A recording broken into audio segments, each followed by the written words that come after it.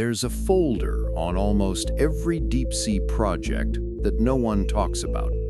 It's full of clips labeled error, corrupted, compression issue. In those clips, the light twists, the focus jumps, and sometimes organs float past with no body around them. Too weird to explain, too short to study, so they get buried in hard drives and forgotten. But what if that folder's not trash? It's the real documentary. Tonight, we're opening it. Tonight, we're taking a slow descent into the part of the ocean where bodies are optional, flesh turns see-through, and life survives by learning how to almost not exist. And once you understand what transparency really means down there, the idea of an empty ocean will never feel the same again. Imagine you're inside a submersible, lights dimmed to preserve power, screens throwing pale green across your face. Above you, the last traces of sunlight died hours ago. Below you, the pressure is climbing by the second, squeezing the hull with the weight of entire mountain ranges of water. Out the viewport, your lights carve two narrow cones through drifting marine snow, particles of dead plankton and fragments of things that used to be alive. You expect, if anything appears, that it'll be a solid outline, a fish, a squid, something your brain can grab and label. Instead, something else happens. For a moment, the beam seems to pass through the water and come back wrong, not dimmer, just fractured. The cone of light splits into stripes of pale color that shouldn't be there this deep. You lean closer to the glass. At first, you don't see a creature, you see what's inside it. A long, gently curving line of glowing nodules, beating in sequence like pearls threaded on an invisible string. Between them, darker tubes pulse slowly, pushing fluid along a path that hangs in the black like a free-floating circulatory system. Your mind keeps trying to fill in the outline, to wrap a body around that machinery, but nothing solid appears. Only when the entire chain bends, all at once, do you realize you're looking down the length of something alive, something that decided solid flesh was optional. This is a glass serpent, and its outer skin is so perfectly transparent that the only way you know it exists is by the way it bends your light. As it coils around the beam, the glassy sleeve of its body refracts the photons into arcs and flares, painting the water in warped halos that twist across the viewport. For a moment, you're not sure whether you're seeing the animal or seeing what it's doing to the world around it. Down here, that's not a cute party trick, that's survival. On the surface, evolution rewards color, bright patterns to attract mates, warning stripes to scare predators. In the shallower ocean, it rewards silhouettes, streamlined bodies that cut efficiently through blue water. But once you pass the last blue and drop into permanent midnight, all of that stops mattering.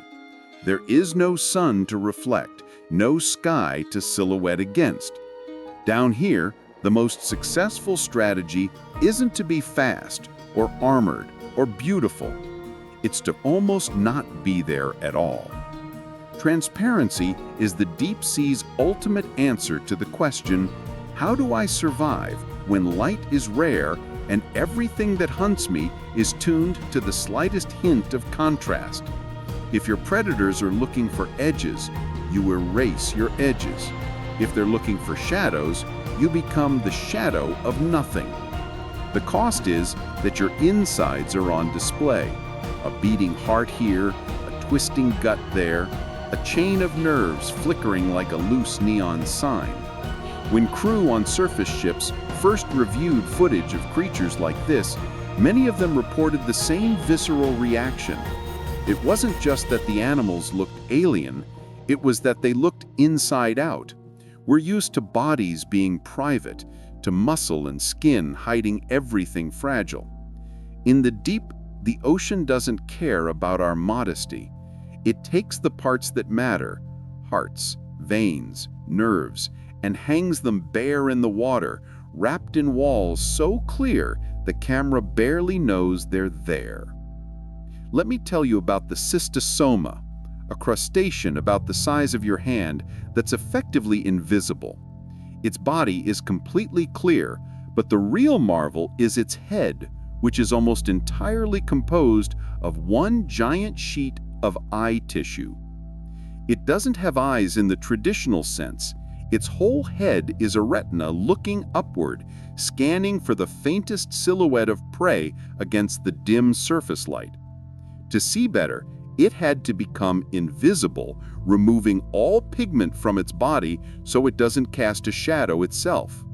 When a sub's light hits a cystosoma, the light passes through it with zero resistance, meaning on a monitor, it looks like a hole in the water, a void where the background particles just vanish for a second. This is where that glitch effect comes in, because our eyes and our cameras are trained to look for contrast, for the difference between light and dark. But these creatures have hacked the system by erasing contrast entirely. A short distance from your viewport, the lights catch something different. Not a shape this time, but a rhythm. A slow, uneven flicker beating in the dark like a distant warning light.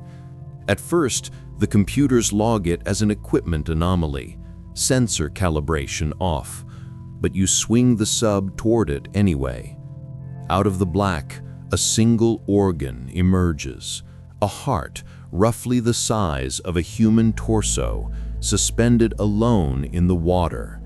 It expands, contracts, expands, each beat pushing a ripple through the surrounding darkness. Only when you look closely do you notice the faint cobweb of capillaries and nerves trailing off into nothing. The outline of a body so transparent it's only visible where it slightly bends the beam. It's as if the animal decided the only thing worth really building was the engine. Everything else became scaffolding, mostly water and memory, just enough structured to keep the heart from drifting apart. Down here, where voices don't carry far and eyes are nearly useless, maybe the best way to say, "I am here," is to let your own heart become an underwater beacon. Now picture a ribbon of pure glass winding through the darkness, something called the Venus girdle. It looks like a belt made of gelatin, sometimes over a meter long, undulating through the water with a hypnotic, rhythmic pulse. It's so fragile that if you tried to bring it to the surface in a net, it would simply disintegrate into slime, which is why for decades we didn't even know how common they were. We were trying to catch ghosts with a sledgehammer. When the light catches the Venus girdle at the exact right angle, the tiny hair-like cilia it uses to swim diffract the light into rolling rainbows, colors that run down the length of its body like an electric current. It's beautiful, yes, but it's also a predator, a hunter that drifts until something touches its sticky, trailing tentacles, and then it snaps shut. The prey never saw it coming because there was nothing to see. But transparency can be more than a shield. It can be a weapon. There are creatures down here whose bodies act like lenses. To you, shining a searchlight from the sub, they look like nothing at all, until your own beam hits them at just the wrong angle. Instead of reflecting or absorbing the light, the creature bends it, focusing it into a blinding spear that hits a smaller prey animal like a sudden artificial sunrise. You see a flash, a twitch, and then nothing. The predator never had to chase. It simply sat between the light and its target and let physics do the hunting. Other animals use mirror-like skin that doesn't just hide them, but feeds lies to the world around them. A creature gliding just beneath you shows predators above a fake seafloor and prey below a fake sky. From below, it looks like a shimmering window into another ocean, one where no threat is present. From above, it looks like empty water. You don't see the outline at all. You see a distorted version of everything else. On land, we fear things that lurk in shadows. In the deep sea, you should fear the patch of water that looks too perfect, too clean, too much like a mirror. Then there's the phronema, a creature that served as the real-life inspiration for the monster in the movie Alien. The phronema is a tiny, transparent, shrimp-like parasite with massive claws and eyes that look like they belong on a sniper rifle. It doesn't just drift, it hijacks other animals. It finds a salp, a barrel-shaped jelly creature, and it eats the salp from the inside out, hollowing out the living body until it's just a drifting shell. Then the phronema climbs inside, using the hollowed-out corpse as a spaceship to travel the ocean, laying its eggs inside the walls of its victim. It's a horror story happening on a scale so small and so transparent that you could swim right past it and never know. This is life at its most ruthlessly efficient, stripped of everything except the will to survive and reproduce. Speaking of efficiency, we need to talk about the glass squids, the Cranchidae family. They're almost entirely clear, except for one problem, their digestive gland, which is opaque. You can't make your stomach transparent because digesting food creates pigments that absorb light. So how do you hide the one part of you that can't disappear? The glass squid solved this with counter-illumination. It has a light organ on the bottom of its body that produces a glow perfectly matching the light coming from the surface above. If a predator looks up from below, the squid doesn't look like a dark silhouette blocking the sun. It looks like more sunlight. It erases its own shadow with a biological cloaking device. Engineers spent decades trying to figure out active camouflage for military applications, and meanwhile, a squid the size of your thumb has been doing it flawlessly for millions of years. But here's where it gets truly unsettling. Not every transparent creature is alone. Some are barely bigger than a fingernail, shrimp-like bodies made almost entirely of jelly and glass with only a thin thread of nerve or blood vessel running inside. Alone, they are ghosts, drifting unnoticed through the dark. Together, they are something else. Footage from certain trenches shows loose nets of glowing veins draped across rocks and carcasses, pulsing just enough to betray their presence. At first, researchers thought they were looking at some kind of colonial organism, a single vast creature stretching over meters. Closer inspection showed that each segment could peel away, swim on its own, then reattach in a new configuration. These swarms can braid themselves into crude outlines, the suggestion of a much larger predator, all teeth and empty eye sockets drawn in faint blue lines. When a real scavenger approaches, a shark or a larger fish, it sees what looks like the ghost of a monster wrapped around the prize and veers away. There is no body to bite, no flesh to fight, just a coordinated illusion made of 100 almost nothings. In one sequence, a drifting whale ribcage is wrapped in these living veins, lit up in a rough approximation of a jaw. The carcass stops losing mass to competitors. When the swarm detaches and disperses, the fake jaw disappears and other scavengers rush in, as if a guard has finally left its post. Transparency here doesn't just hide the individual, it allows many individuals to temporarily become something else, a shape that has power long after it dissolves again into harmless threads. Now let's talk about the elephant in the room, or rather, the 40-meter nightmare hanging in the water column. The Praia dubia is a siphonophore, not a single animal, but a colony of thousands of clones working together, Some parts of the colony are designed only to eat, others only to reproduce, and others only to swim. Together they form a chain that can be longer than a blue whale, drifting through the midnight zone like a dragging anchor line. But because it's transparent, you don't see a 40-meter monster. You see empty water. You might swim right into it without knowing until the curtain of stinging cells wraps around you. There's footage where a submersible pilot thinks he's approaching a clean patch of water only to have the sonar go crazy because the sound waves are hitting something the camera simply cannot see. It's a living wall that registers as nothingness. This creates a psychological effect we all recognize, the fear of deep water.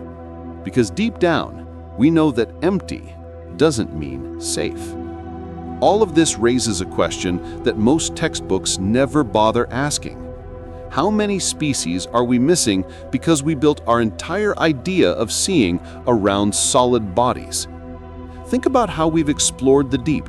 For over a century, we dropped nets designed to catch fish with muscle and bone. Transparent organisms crush, smear, or pass right through. We pulled up those nets, saw the slime on deck, and threw it overboard as residue. We literally destroyed the evidence because we didn't understand what we were looking at. We spent 100 years discarding what might have been the dominant life forms of the midwater, calling them contamination. It's only now, with high-definition cameras and gentle robotic arms, that we're seeing the ocean as it actually is.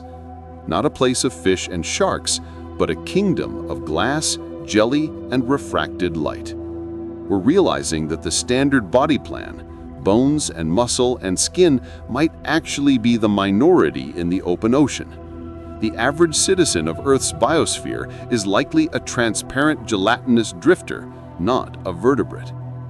Think about the glass octopus, a creature so surreal it looks like an intricately blown glass sculpture. You can see every nerve, every ganglion, the pathway of food moving through its gut. Its eyes are rectangular, which helps it detect polarization in light, giving it a superpower we can't even simulate with our best cameras. For years, we thought it was incredibly rare. Now we're starting to think we just weren't seeing it. We were looking right at it and missing it because our brains filtered it out as background noise. This invisible world forces us to ask a genuinely difficult question. If life on our own planet can hide this well, what about life elsewhere?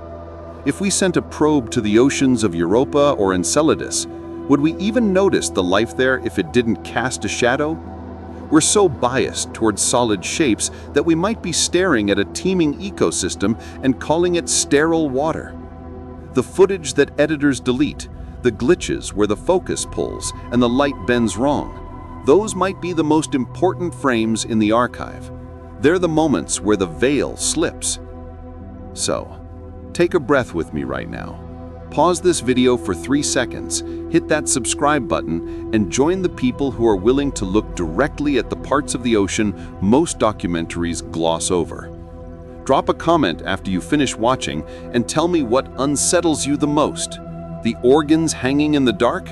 The mirror skin liars? Or the 40-meter wall of stinging cells you can't see until you're already tangled in it? Because we're planning something bigger, a deeper investigation into how many species we've been systematically blind to, and your engagement tells us this matters to you too. The next time you see footage from a deep-sea dive and the narrator talks over a long shot of empty water, remember this: down there, emptiness is rarely empty. It's a medium packed with pressure waves, chemical gradients, faint glows, and ghost bodies tuned to all of it. Somewhere in that darkness right now, a glass serpent is threading its organs through the black without ever giving your eye a clean edge. A transparent heart is beating a message into the water, its invisible body riding along. A mirror-backed predator is passing under a research vessel, reflecting a false ocean into the eyes of everything that hunts above. And laced through all of it, swarms of nearly invisible organisms are sketching temporary monsters out of nothing, defending their territory with shapes that vanish as soon as you try to touch them. The abyss is not empty. It's full of bodies so clear they slip through our attention like light through glass. And now that you've learned to imagine them, you'll never look at the black background of deep ocean footage the same way again. The deep is vast, the deep is patient, and somewhere in that patience, things are watching our clumsy metal machines go by, confident that as long as they remain almost invisible, we'll keep telling ourselves they're not really there. The ocean is not hiding its secrets. It's just very, very good at making us look in the wrong direction. When you see a black screen in deep sea video, don't assume it's a void. Assume it's full. Assume that for every creature you see, there are 10 more you're looking right through. That's the reality of the deep. It's a world where to survive is to vanish, and where the most powerful things are the ones that have learned how to be nothing at all.